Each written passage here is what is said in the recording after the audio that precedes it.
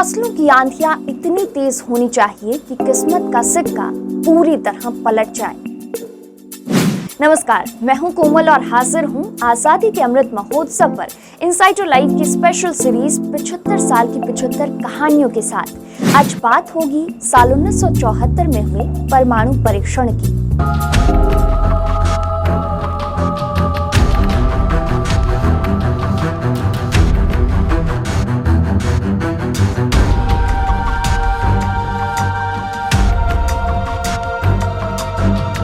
साल 1974 में इंदिरा गांधी के नेतृत्व में भारत ने ऐसा करिश्मा करके दिखाया कि पूरी दुनिया चौंक गई। किसी को इस बात का अंदाजा नहीं था कि भारत परमाणु ताकत हासिल कर पाएगा, लेकिन 18 मई 1974 को भारत ने राजस्थान के पोखरण में अपना पहला परमाणु परीक्षण किया। इस ऑपरेशन का नाम रखा गया था स्माइलिंग बुद्धा। भारत के इस परीक्षण से दुनिया इतनी चकित रह गई कि किसी को ये समझ नहीं आ रहा था कि करें तो क्या करें।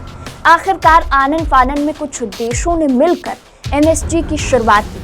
अमेरिका ने तब भारत पर प्रतिबंध लगाते हुए परमाणु सामग्री और ईंधन की आपूर्ति रोक दी थी।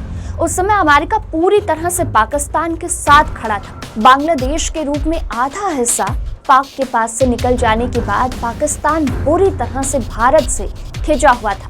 वहीं अमेरिका भारत के गुटनिरपेक्ष सिद्धांत से चिढ़ा बैठा था। साथ ही पाकिस्तान तोड़कर बांग्लादेश बनवाने का भारत का कदम भी अमेरिका को रास नहीं आ रहा था। ऐसे में जब भारत ने गुप्त रूप से चले परमाणु कार्यक्रम के बाद साल 1974 में पोखरण में पहली बार परमाणु परीक्षण किया, तो सारी दुनिया के लिए ये चौंकाने वाला कदम था। इस टॉप सीक्रेट प्रोजेक्ट पर लंबे समय से एक पूरी टीम काम कर रही थी। 75 वैज्ञानिक और इंजीनियरों की टीम ने 1967 से लेकर 1974 तक 7 साल तक जमकर मेहनत की। इस प्रोजेक्ट की कमान बार्क के निदेशक डॉक्टर राजा रमन्ना के हाथों में थी। रमन्ना की टीम में तब APJ अब्दुल कलाम भी थे, जिन्होंने 1998 में पोखरण परमाणु परीक्षण की टीम का नेतृत्व किया था।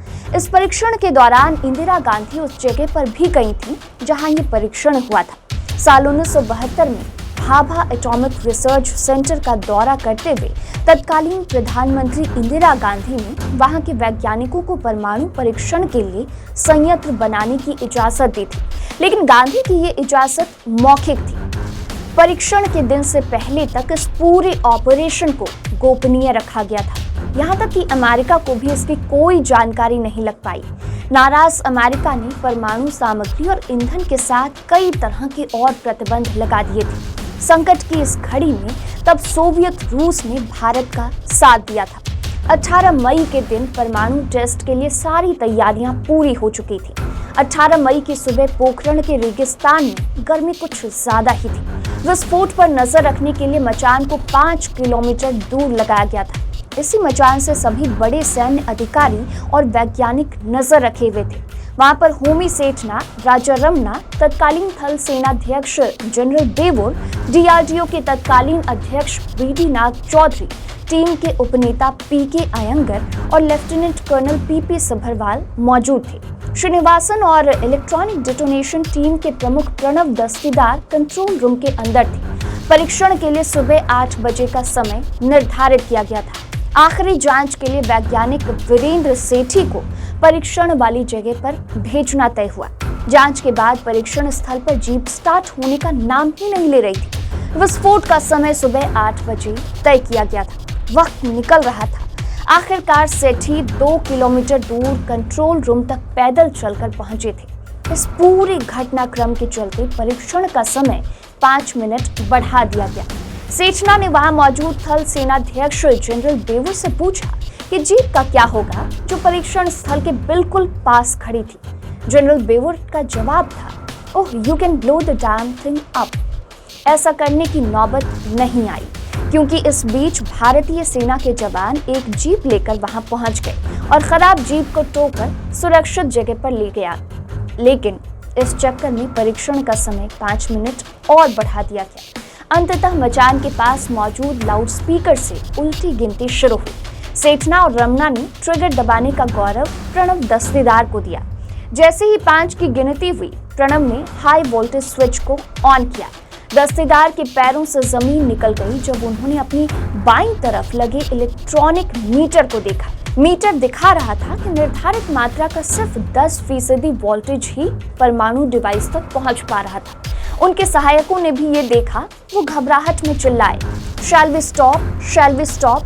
हड़बड़ी में गिनती भी बंद हो गई, लेकिन दस्तेदार का अनुभव बता रहा था कि शाफ्ट के अंदर अधिक आर्द्रता की वजह से गलत रीडिंग आ रही थी। वो चिल्लाए, no we will proceed. George Perkovich अपनी किताब इंडियाज न्यूक्लियर बॉम्बे में लिखते हैं, 8:05 पर दस्तेदार ने लाल बटन को दबाया। उधर मचान पर मौजूद सेठना और रमना ने जब ये सुना कि गिनती बंद हो गई है तो उन्होंने समझा कि विस्फोट को रोक दिया गया है।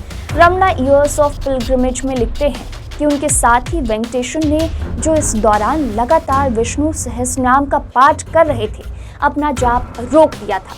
सब सोच रहे थे कि उनकी सारी मेहनत अब बेकार हो गई कि अचानक धरती से रेत का एक पहाड़ सा उठा और लगभग 1 मिनट तक हवा में रहने के बाद गिरने लगा।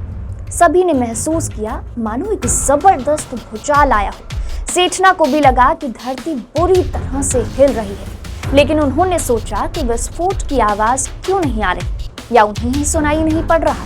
लेकिन 1 सेकंड बाद विस्फोट की दबी हुई आवाज सुनाई पड़ी। चिदम्बरम, सिक्का और उनकी टीम ने एक दूसरे को गले लगाना शुरू कर दिया। चिदम्बरम ने बाद में लिखा, ये मेरे जीवन का सबसे बड़ा क्षण था। जोश में सिक्का मचान से नीचे कूद पड़े और उनके टखने में मोच आ गई। हालांकि ये भी एक दिलचस्प इत्तेफाक था कि भारत के परमाणु बम का जनक इस महान उपलब्धि के मौके पर पोखरण की चिलचिलाती गर्म रेत पर आंधे मुंह गिरा पड़ा था। इस सफल परमाणु शक्ति परीक्षण के साथ ही भारत भी दुनिया में ताकतवर देशों में शुमार हो गया। बुद्ध पूर्णिमा के दिन ये परीक्षण किया गया, इसलिए इसका कोड नेम रखा गया था स्माइलिंग बुद्धा। भारत की परमाणु शक्ति संपन्न होने की दिशा में काम तो साल 1945 में ही शुरू हो गया था, जब होमी जहांगीर भाभा ने इंस्टीट्यूट ऑफ फंडामेंटल रिसर्च की नींव रखी। लेकिन सही मायनों में इस दिशा में भारत की सक्रियता 1962 के भारत चीन युद्ध के बाद बढ़ी। इस युद्ध में भारत को शर्मनाक तरीके से अपने कई इलाके चीन के हाथों गंवाने पड़े थे। इसके बाद 1964 में चीन ने परमाणु परीक्षण कर महाद्वीप में अपनी धौंस पट्टी और तेज कर दी। दुश्मन पड़ोसी की ये हरकतें भारत को चिंतित और विचलित कर देने वाली थी। लिहाजा सरकार के निर्देश पर भाभा परमाणु अनुसंधान केंद्र ने पेट्रोलियम और अन्य बम उपकरण विकसित करने की दिशा में सोचना शुरू किया। इस परीक्षण को भारत के इतिहास के सबसे सीक्रेट ऑपरेशंस में से एक माना जाता है। एक किताब में दावा किया गया कि तत्कालीन रक्षा मंत्री जगजीवन राम को भी इसके बारे में कोई जानकारी नहीं थी। उन्हें इस बारे में तभी पता चला जब ये ऑपरेशन सफलतापूर्वक पूरा हो गया। तो आज के एपिसोड में इतना ही। फिर मिलूंगी अगले एपिसोड में, यानी साल 1975 की महत्वपूर्ण घटनाओं के साथ। देखते रहिए इनसाइडर लाइव। नमस्कार।